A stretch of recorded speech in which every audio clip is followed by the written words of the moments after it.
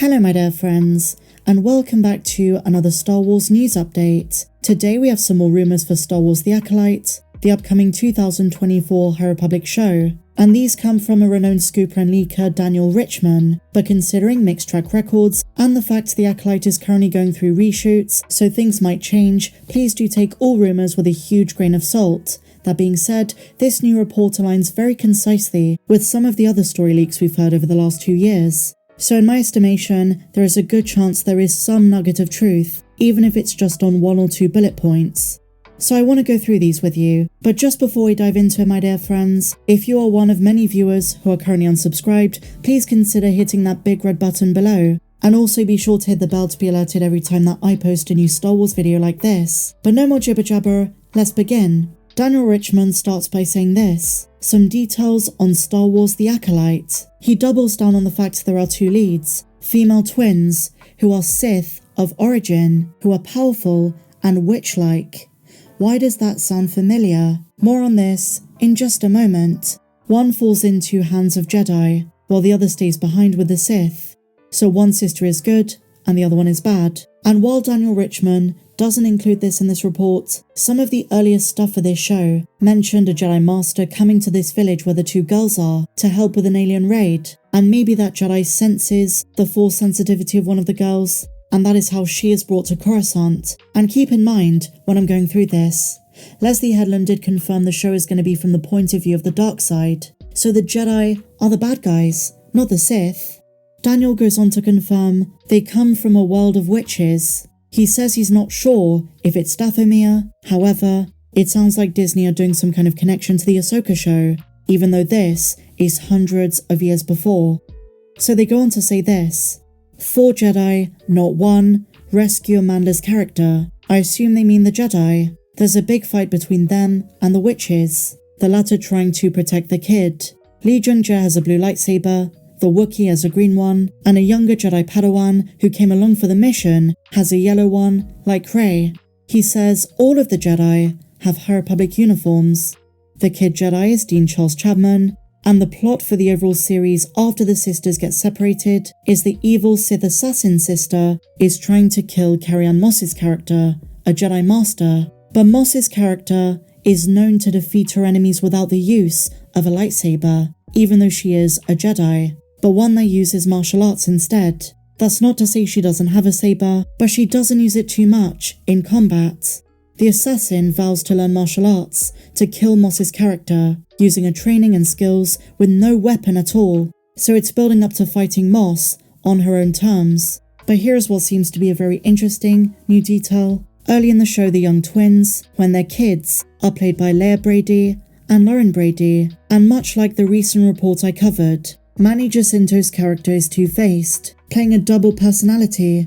And another seemingly exclusive detail, Amanda's character lives on a ship called the Fallon, not the Falcon, the Fallon, and she possesses an assistant droid called Pip, who apparently looks like a Game Boy console. So that is basically what is revealed. I don't have much to say in terms of the stuff that is similar to what we've covered before, but what does interest me is the character of Manny Jacinto, a two-faced, maybe politician, who also doubles as a Sith Lord, very similar to Darth Sidious and Darth Plagueis. I'm further fascinated by the witch world. Is it going to tie into Peridia or Dathomir? Are these witches similar to the original prototype, as we saw in the battle for Endor? Lots of very exciting questions. In the new book Star Wars Dawn of Rebellion, the visual guide, they've canonized a major aspect of James Luceno's Darth Plagueis EU novel.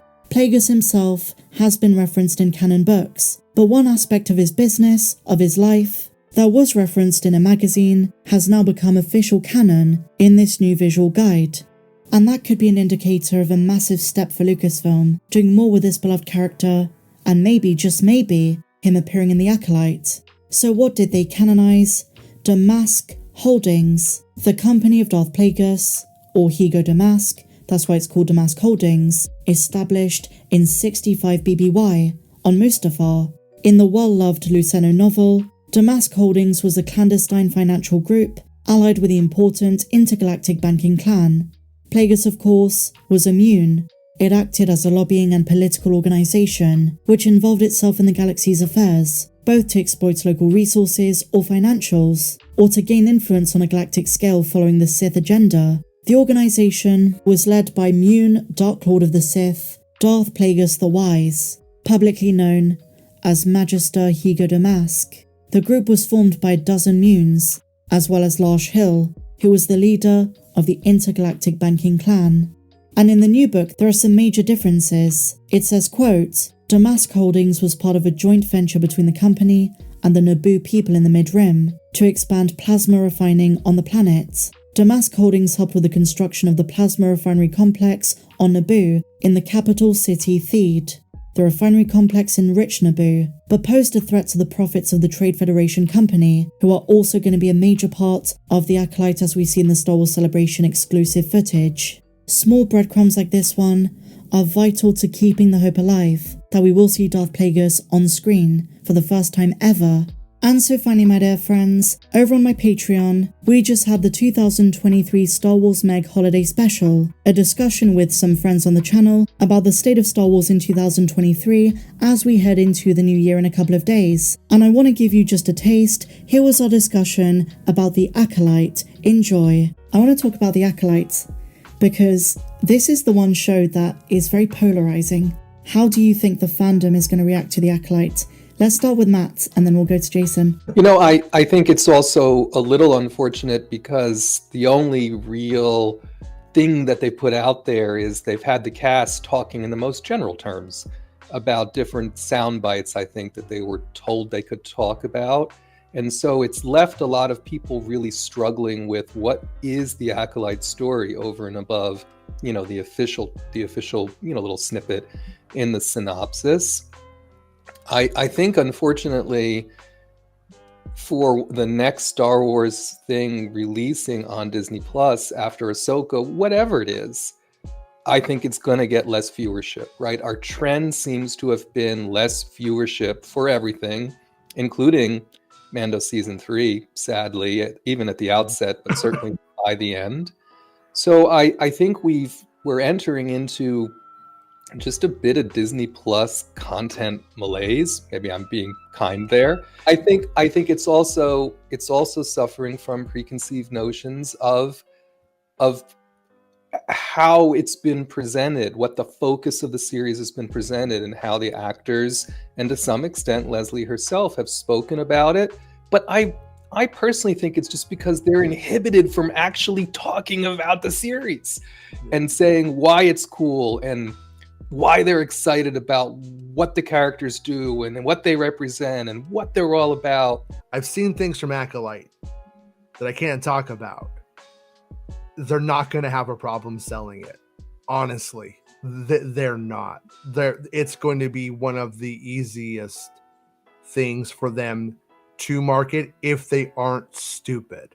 That's a big if, because they've been stupid. There's been some real givens and you're just like, what are you doing?